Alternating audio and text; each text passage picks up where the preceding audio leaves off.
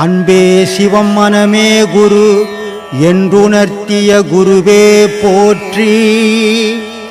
எனக்குள் இறைவனை உணர வைத்த குருவே போற்றி. குறைஞ்சது ஒரு 15 வருஷம் ஆகும். பரவாயில்லையா? ஏன்னா உலகத்தையே வெளியிருக்கிற உலகத்தையே நம்மளால் ஒன்றும் முழுசாக உணரல. நமக்கு மரப்பாக இருக்கிற பொருளை நம்ம எப்படி உணர முடியும் அவ்வளோ சீக்கிரம்? அதுக்காக எல்லாத்தையும் இழக்கணும். இழந்தால் தான் அதை அறிய முடியும். கடவுளுக்கும் நமக்கும் மனுஷனுக்கும் என்ன வித்தியாசம்னா, கடவுள் இன்பம் துன்பம் இரவு பகல் ஆண் பெண்ணு எல்லாத்தையும் கடந்து நின்றவன் கடவுள். ஆனால் நம்ம எல்லாத்துக்குள்ளே மாட்டிங்கிறோம். பாசம், காமம், ஆசை, இந்த 3க்குள்ளும் அடிமையாகவே இருக்கிறோம். இந்த அடிமையாக இருந்துக்குன்னு நான் கடவுளை கும்பிட்றேன், கடவுளை நான் பார்க்கணுன்னா அது ஒருபோதும் முடியாது. சும்மா ஏமாற்றிக்கணுன்னா இருக்கலாம். நிஜத்தில் இருக்கணுன்னா நீ எல்லாத்தையும் இழக்கணும். இறைவா எனக்குன்னு இங்கே ஒன்றும் இல்லை, நீ உன்னை தவிர அப்படின்ற நிலைக்கு நீ வந்தால் உணரலாம். இல்லைன்னா உணர முடியாது. சும்மா பொய் சொல்லிக்கலாம் இருக்கக்கூடாது. தெய்வீகத்தில் உங்களுக்கு எப்படி சௌகரியம் உங்கள் குடும்பம் நீங்கள் தான் முடிவு பண்ணது, நான் சொல்லக்கூடாது. ஏமா நல்வினை தீவினை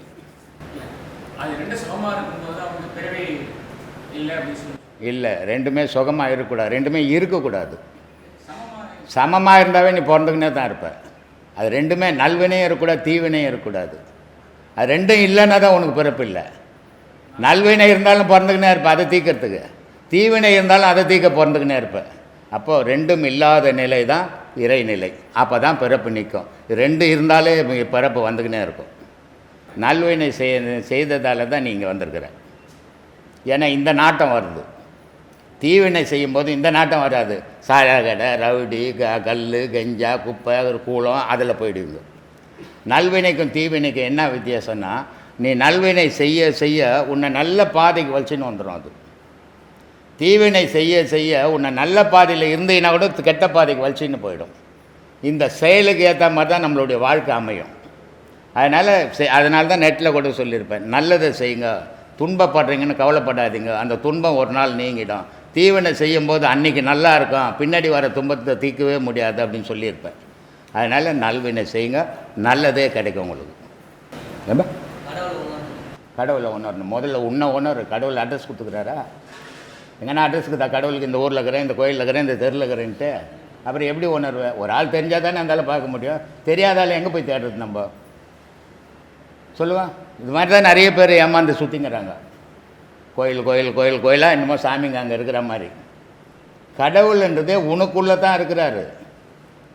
உன்னை தெரிஞ்சுக்கினீன்னா கடவுளை தெரிஞ்சுக்கலாம். உன்னை தெரிஞ்சுக்காத வரைக்கும் கடவுளை தெரியும். நீன்றது நானுன்றது யார்? கண்ணா, மூக்கா, தலையா, வாயா, காலா, கையா? நீ எது நீன்னு சொல்லு பார்க்கலாம்.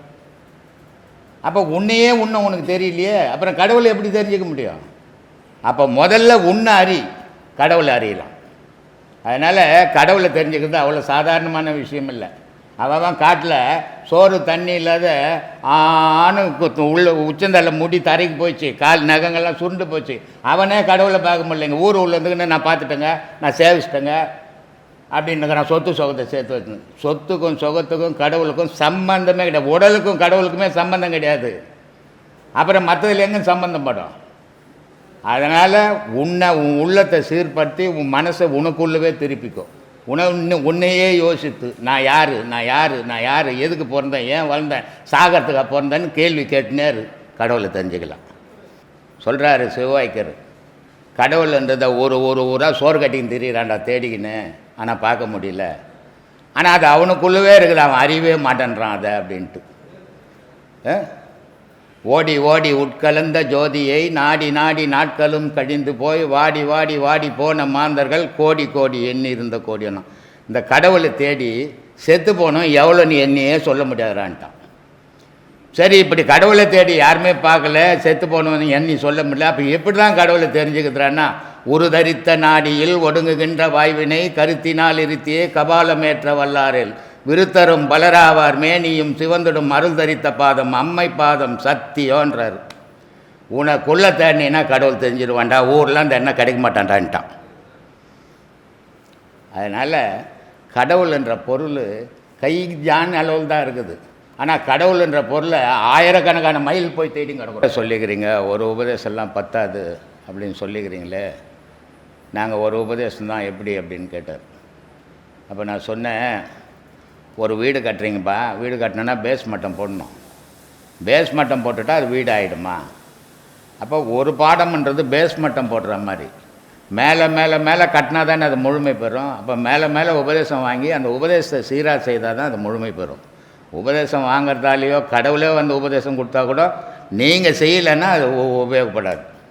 அது யார் செய்ய கொடுத்தாலும் சரி, நீங்கள் அந்த பாதை உங்களுக்கு மனசுக்கு ஏற்றுக்குச்சுன்னா அதில் தீவிரமாக பயிற்சி பண்ணணும். ஒரு நாள் கூட அது தவறக்கூடாது. தவறாமல் பயிற்சி பண்ணலாம். ஒவ்வொரு ஆளும் ஆண்டவனை அடைய முடியும். எல்லாராலையும் முடியும், யாராலும் முடியாதுன்றதில்ல. மனம் இடம் கொடுக்கல.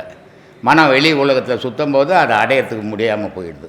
அதனால் உங்களுக்குள்ளே இறைவன் இருக்கிறான், அதை தேடுங்க, கண்டுபிடிப்பீங்க. ஆத்ம வணக்கம் அப்பா, எல்லாருக்கும் ஆத்ம வணக்கம். இப்போது நான் ஒரே ஒரு விஷயம் மட்டும் சொல்லிட்டு போயிடுறேன். 4 மாதத்துக்கு முன்னாடி பௌர்ணமிக்கு வந்துட்டு நான் வீட்டுக்கு போயின்னுக்கிறேன். பஸ்ஸில் கை இப்படி வச்சு தூங்கின்னு இருக்கிறேன். பஸ் சீட்டில் உட்காந்துட்டு தர்ம போதகர்னு தலையில் வந்துச்சு. அப்போவே அந்த பஸ்ஸு சவுண்டுலேயே எடுத்து அப்பாவுக்கு மெசேஜ் போட்டேன், தர்ம போதகர்னா என்ன அப்படின்னு சொல்லிட்டு. அப்புறம் அது அப்படியே இருந்தது. அப்புறம் இன்னொரு நாள் பாடம் பண்ணிவிட்டு எந்திரிக்கும் போது ஆத்ம ஞான சபைன்னு வந்தது. ஆத்ம ஞான சபைன்னா என்ன அப்படின்னு எனக்குள்ள ஒரு கேள்வி. அதை நான் யாருக்கிட்டையுமே கேட்கவே இல்லை. அப்புறமா இந்த பாடல்களெல்லாம் கவனித்து பார்க்குறேன். குரு 108 போற்றிலையும் போதம் சொல்லிட்டு அந்த வார்த்தை வரும். அப்போது அப்பாக்கிட்ட வந்து ஒருத்தவங்க ஒரு கொஷின் கேட்குறாங்க, போதம் அப்படின்னா என்ன அப்படின்னு சொல்கிறாங்க. அது அறிவுன்னு அவங்க சொல்கிறாங்க. அப்போது தர்ம போதகரின் ஆத்ம ஞான சபைக்கு உங்களை அன்புடன் வரவேற்கிறேன் அப்படின்னு மைண்டில் வந்துடுச்சு. அப்போது நம்ம ஐயா வந்து உலக மக்களுக்கு தர்மத்தை செஞ்சுட்டு அதை மற்றவங்களும் செய்யணுன்ற அறிவுரையை சொல்கிறாரு. அப்போது இந்த சபைக்கு பேர் நம்ம ஆத்மா ஞானம் பெறுறதுக்காக இந்த சபையில் ஒரு மாதமும் அப்பா உட்காந்து பேசுகிறாரு. ஐயாவும் இதுக்கு முன்னாடி எவ்வளவோ பேசிட்டாரு, இன்னமும் பேசிட்டு இருக்கிறாரு. அதனால் இந்த சபைக்கு பேர், இந்த இடத்துக்கு பேர் உலக தர்ம போதகரின் ஆத்ம ஞான சபை அப்படின்னு மைண்டில் வந்துச்சு. இதை சொல்லதுக்கு தான் அப்போ நான் வந்தேன், வேறு எதுக்காகவும் இல்லை. அப்புறம் எனக்கு ஒரே ஒரு கேள்வி மட்டும் இருக்குது. மனம் மனத்தினில் ஒடுங்கி என் மாயையெல்லாம் நீக்கி தூய ஒளி கிளம்பி என் துன்பமெல்லாம் தீர்த்து தாயை காட்டி தந்தையுடன் சேரவும் அருள் புரிய வேண்டும். அப்போது அம்பாள் கீழே இருக்காங்க, சிவன் மேலே இருக்கார்.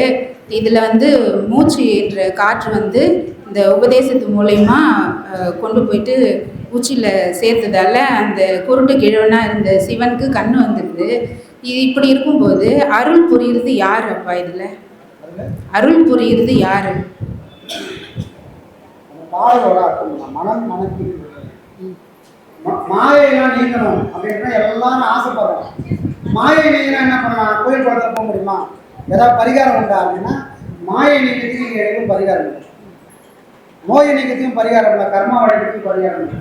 ஒரே ஒரு கோயில் நம்ம மனம் நம்ம மனசுக்குள்ளே ஒதுங்கினால் மட்டும்தான் மாயையானது விலகி நிற்போம். அப்போ மாயை எதிர்க்கக்கூடிய சக்தி இங்கே யாருக்குமே கிடையாது. ஏன்னா அதே இறைவனுக்கு சுருக்கும். இறைவன்றவன் தனக்குள்ள இருந்து ஒரு சக்தி பிடிக்கிறான். அந்த சக்தி இல்லைன்னா உலகம் இல்லை, அந்த சக்தி இல்லைன்னா உயிர்கள் இல்லை, அந்த சக்தி இல்லைன்னா இறைவனுக்கு வேலையே இல்லை. அப்படியேப்பட்ட சக்தி என்னது? மாயை. அப்போ இறைவன் இறைவனா இருந்து எதையுமே செய்ய முடியாதுன்னு தனக்குள்ள ஒரு பாகத்தை பிரிக்கிறான். அந்த பாகத்தோட பேர் என்னது? மாயை. அப்போ இவ்வளோ பெரிய பலம் வாய்ந்த, இவ்வளோ பெரிய சக்தி வாய்ந்த இறைவனுக்கு பாதியாக இருக்கக்கூடிய அந்த மாயை நம்மளால் எதிர்க்க முடியுமா? அழிக்க முடியுமா? தப்பிக்கவே முடியாது. அப்போ இந்த கிட்ட நான் சண்டை போடுறேன்னா புத்திசாலியாக போகணுமா? அறிவு உள்ளவங்க ஞானம் உள்ளவங்க என்ன பண்ணணும்? இவ்வளோ பெரிய பேர் உண்மைப்பா, இது மகா சக்தி இறைவனோட அம்சம் அப்படின்னு தெரிஞ்சுட்டு அதுக்கிட்ட சண்டை போடுறதுக்கு நிற்கும். சண்டை போடுறது நிறுத்திட்டு இதோட மூல வேறு எங்கே இருக்குது? ஒரு மரம் இருந்தால் சல்லி வேறு இருக்கும், 1000 சல்லி வேறு இருக்கும், ஆணி வேறு ஒரே வந்தார். அப்படிதானே எல்லா மரமும் இருக்குது. நாம் என்ன பண்ணுறோம்? ஆணி வேறு விட்டுறோம், சல்லி வேறு தெரியுமோ இதெல்லாம் வேறு போட்டுன்னு. இது எந்த காலத்தில் முடியும்? வாய்ப்பே கிடையாது. அது என்ன சொல்ல முடியாது. அதோட ஆழத்தை நம்ம உணர்ந்து போயிட்டே இருக்கும். ஆனா ஆன்மீகம் உன்னை பிடிச்சிட்டான்னு சொன்னால் ஒன்னே ஒன்று அதை பிடிச்ச முடிஞ்சு போச்சு. அப்போ தன்னை தேடி வரக்கூடிய உயிர்கள், ஞானத்தை தேடி அணையக்கூடிய ஆன்மாக்கள் முதல்ல பண்ண வேண்டியது அந்த வேறு ஆணிவேர் மாதிரி தான் மனசை தனக்குள்ள ஒதுக்கி வைக்கணும். ஐயா சொல்றாரு, உன் மனசை ஊர்ல விட்டு ஆனாடுனா என்ன நடக்கும்? உன்னை உனக்குள்ள ஒழுங்க வைக்கக்கூடிய சக்தி இருக்குதா? அந்த வைராகியம் இருக்குதா? அந்த வழி தெரியுதா? வழியை சொல்லி கொடுத்ததுக்கப்புறம் அதை தடுமாறக்கூடாது. ஏன் எனக்குள்ள ஒடுங்கணும் அப்படின்னு சொன்னா, ஒரு விதை முளைச்சி விருச்சமாய்க்கு வந்துடுச்சு, மனமா வந்துச்சு. இப்போ திரும்பவும் அதை வெட்டி கிட்டிலாம் போட்டோம்னா எப்போ வந்தாலும் இந்த மண்ணில் இருந்து கொடுத்துரும். ஒரு பொட்டு தண்ணி விழுந்தா யாராவது அங்கே ஏதாவது உயிரிழக்கம் போகிறாங்களா? எதையுமே போகிறதில்ல, தானாகவே உற்பத்தி ஆகுது. அப்போ இந்த உலகம்ன்றது படைப்பு தொழில் செய்யக்கூடிய பிரம்மா. இந்த உலகம் தான் பிரம்மா படைப்பு தொழிலாக செய்யுது. யாரும் உயிர்களை படைக்கல. அது பஞ்சபூதமும் சேர்ந்து எந்த வடிவத்தில் வேணா உயிர்களை உற்பத்தி பண்ணினாங்க. அதுக்கு சாட்சி ஒரு கொஞ்சோண்டு மழை தண்ணி இருந்தாலும் அது எங்கிருந்து தான் உயிர் வந்து சேர்ந்ததுன்னு தெரியல. அப்போ இவ்வளோ பெரிய விஷயம் இங்க நடக்குது. இதோட தாற்பயம் புரியாம, இதோட ஆணிவை தெரியாம நம்ம பல இடத்துல போய் சேர்ந்தா எங்கேயாவது விடுதி கிடைக்குமா? அப்போ வளர்ந்து வளர்ந்து விடுதி கிடைக்கிற இந்த பாழா போன மனசை திரும்பவும் அது எங்கிருந்து தொடங்குச்சு? ஒரு விதையிலிருந்து தான் தொடங்கிருக்கோம். அந்த விதைக்குள்ள இவ்வளோ பெரிய மரத்தை உள்ள கொண்டு போய் சேர்க்கறதா இந்த பாடம். புரியுதுங்களா? நாம என்ன பண்றோம்? உலகத்துல யாராலும் செய்ய முடியாது. எந்த மரத்தையும் விதைக்குள்ள அடைக்க முடியுமா? வராத வரைக்கும் அதுக்குள்ள உட்காந்துருக்கு. வந்துடுச்சுன்னா நடக்கிறதுக்கு யாருக்கும் வாய்ப்பே கிடையாது. ஆனால் குருநாதர் மூலமாக கொடுக்கக்கூடிய வாகன அந்த கலையினால் மட்டும்தான் இவ்வளோ பெரிய மரம் திரும்பவும் அந்த ஒரு புள்ளியில போய் ஒரு நாள் ஒதுங்கும். என்னைக்கு அந்த புள்ளியில போய் அந்த மனம் ஒதுங்கோ அன்னைக்கு ஞானம் என்ற பூ ஒரு நாள் பூக்கும். அதுக்குதான் அந்த பாடலை அறிய சொல்லுவோம். ஞானம் மனத்தில் ஒதுங்கி நம் மாயெல்லாம் நீக்கி தூய ஒளி கிளம்பி அப்பதான் துன்பங்கள்லாம் தீரும். எதுக்கு எது வந்தா தூய ஒளி. அது எங்க இருக்குது? நமக்குள்ளே தான் இருக்கு. அதை எரியறதுக்கு எந்த பொருளும் தேவையே கிடையாது. ஒரு விளக்கு ஏற்றி வைக்கணும்னா என்ன வேணும்? திரி வேணும். ஏன் விளக்கு வேணும்? இதெல்லாம் இல்லாம நம்ம எரிய வைக்க முடியுமா? எதுவுமே இல்லை. இந்த மூச்சு அவ்வளோ பெரிய ஜோதியை இந்த மூச்சின் மூலமா நம்மளால உணர முடியும். அது எண்ணெய் இல்லை, தண்ணி இல்லை, யாரோட உதவி இல்லை. இந்த மூச்சை மட்டும் நான் உறவாடனா. யாரோட உறவாடனா? மூச்சோட. மூச்சு யாரோட உறவாடணும்? இது வரைக்கும் யாரோட உறவாடி இருக்குது? மூச்சு உலகத்தோட உறவாடி இருக்குது. அதனாலதான் மூச்சு வெளியே வருது. பாடம் பண்றீங்க. சராசரி வாழ்க்கையில ஓடுற மாதிரி பாடம் பண்ணும்போது நம்ம மூச்சு ஓடுதா? அப்ப சராசரி வாழ்க்கையில மூச்சு யாரோட உறவாடிக்குது? உலகத்தோட உறவாடுறதுனால மூச்சு தன்னால வெளியே போய் தன்னால உள்ள வருது. உலகத்துக்கு அதுதான் உறவு. பாடம் பண்ணும்போது வெளியே போற அளவெல்லாம் குறைஞ்சி எனக்குள்ள ஓடுது. அப்போ அது எங்க உருவாடுது? என் மனசோட உருவாடுது.